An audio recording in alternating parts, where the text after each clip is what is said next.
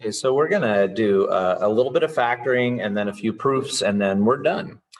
So anyway, on my first question that I have right here, we have something that should vaguely look like a quadratic, like what you've done back in other classes. And so again, this is not something you have to do, but I have found a lot of students really have an easier time if you do this. So what if we decided we wanted to make u cosine x? And again, that's just a strategy that makes life a little bit easier sometimes. This would say 5u squared minus 13u minus 6, and that should look very much like the quadratics that you've been solving for the last couple of years. And so, of course, it says factor. So I know that the only way to get 5u squared would be to take a 5u and multiply it by a u, right? And then to get the number 6, we could get a 1 and a 6, or maybe a 3 and a 2, but doing a little bit of work, we could see that 15 and a 2 could make a 13 if I made the 15 negative and the 2 positive. But again, that's kind of silly because u wasn't really in the question. That's something I made up. So let's put it back in. So that's 5 cosine x plus 2 and cosine x minus 3. So just playing with the fact that we can do this in a variety of ways. I can't remember if I meant this to both be sines or both be cosines, but it doesn't really matter because we could play the same game and use a u, or we could just say, well, we know what was happening. Let's just call it 3 cosine times cosine. And then again, of course, to get a 4, we're either going to have 2 2's or a 4 and a 1.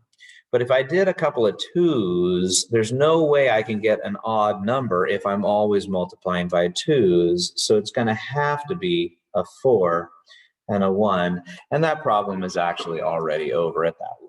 And of course, this one is very, very similar. Notice that I'm playing with all these different versions of 5 cosine squareds or 3 cosine squareds. So very, very simple. Again, looking for the number 3. I know that they both have to be negative because they multiply to a positive and add to a negative. And of course, a 3 and a 1 would make that happen. And really, there's nothing more to do with that. That is supposed to be kind of a partner question to one of these that we did a moment ago, where we actually did a little bit of factoring on a question to solve it. But in this case, all we did is just factor. Now, if I'd set this equal to something, then maybe I could use those values to solve using the zero product property. I'm going to choose to not do this question right now because, well, I guess it's one off of the one that we did before. So I guess I'll go ahead and give it a shot. So I notice in this problem, I have actually what I want right here, don't I? I have a 1 plus cosine over sine, which is exactly what I want. So if I hit a 1 plus cosine top and bottom over here, now keep in mind, my whole thing is to leave this piece right here alone. But if I do, this denominator becomes 1 minus cosine squared. And remember, we're doing one thing at a time, but I notice very clearly that this 1 minus cosine squared is in fact sine squared. And so peeking over here at that other side of the question, that's actually kind of a good thing because I'd like the denominator to be a sine. And so for one step, it got a little bit uglier, but in the very next step, once we cancel these two things out, we'd have 1 plus cosine over sine because these two sines would cancel. And we have it again. And so just like everywhere else in math, if you have two things that are identical and you add them together, then you have two of those things. So that's my final answer. And remember, it has to be reflexive. And so I got exactly what I wanted to see over here. So I don't usually even bother to write that other side down because I'm just wanting to say it's the same thing all the time. Okay, so question B, probably the trickiest question out there. And you might think this is kind of a weird pull, but it just, I played with a little bit and came up with what I think was the fastest solution.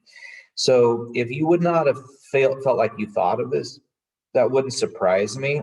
But, you know, sometimes you just play with things and something good happens.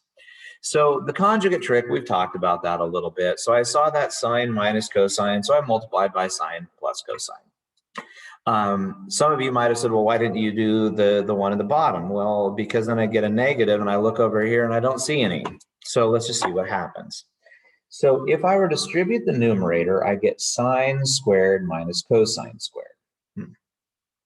And in the denominator, I'd get sine squared plus 2 sine cosine plus cosine squared.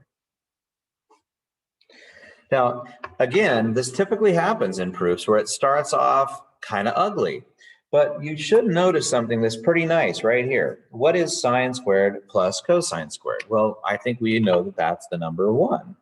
So we could then simplify the denominator by taking that sine squared plus cosine squared and putting a 1 in place of those 2 yellow guys. And now if you peek back at the answer that we were looking for, I already have that, but my numerator isn't quite right yet. But we also can play that game one more time, because if we know sine squared plus cosine squared is 1, then I know that this cosine squared is 1 minus sine squared. So I'm going to do that. I'm going to replace this cosine squared right here with 1 minus sine squared, all over 1 plus 2 sine cosine. Now again, I'm not touching this side, but I do keep looking over there to see what I wanted. That's why I got rid of the cosine, is because I wanted sines. And you can see now that sine squared minus negative sine squared is 2 sine squareds. And negative 1 is right there, and we got our answer.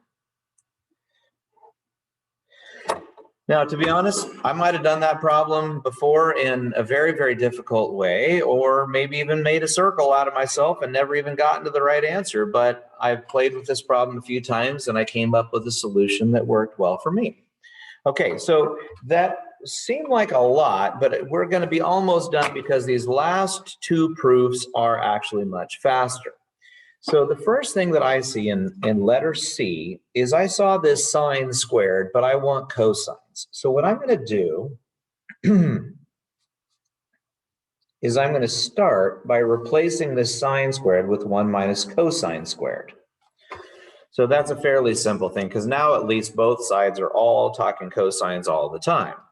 And then I'm going to factor, because I know that the bottom here, 1 minus cosine squared, is 1 minus cosine times 1 plus cosine.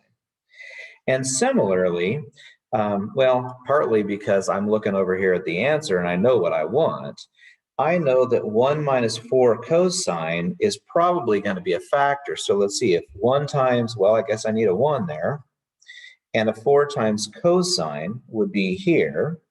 And let's see, if I got a cosine and I got a 4 cosine, if I made this one positive and that one negative, it would work. And lo and behold, look at this, we have it, because if we cancel those 2 things out, we're only left with these 2 pieces. So this one didn't take any fancy stuff. It just took a case of looking back at the previous question where we did some factoring and seeing that it helped. And our last question on our review, you want to remember something, that the tangent of alpha plus beta, one that I've written out a few times, is tan alpha plus tangent beta all over 1 minus tangent alpha tangent beta. And for this problem, I'm going to call this one alpha, and I'm going to call this one beta. So I'm going to use this identity, and in my first step, I'm just plugging it in. So I have tangent of alpha, which is theta, plus tangent of beta, which is pi over 4, all over 1 minus tangent alpha, tangent beta.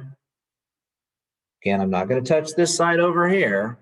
Let's just see what happens. Well, you know what's kind of cool is that the tangent of pi over 4 is 1. So this part and this part are both 1.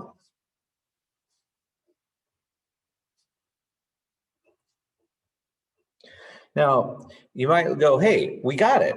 Oh, well, kind of. So let's clean it up a little bit, because remember, it has to be reflexive. So this says tangent plus 1, this says 1 plus tangent, but we know that in addition, you can reorder things. We have a fancy name for that. That's called the commutative property of addition. And the bottom is already what I want, because tangent times 1 is just tangent, and we're done. And our review is over. and we got it done. So hopefully it wasn't too painful, and we made it all the way to the end.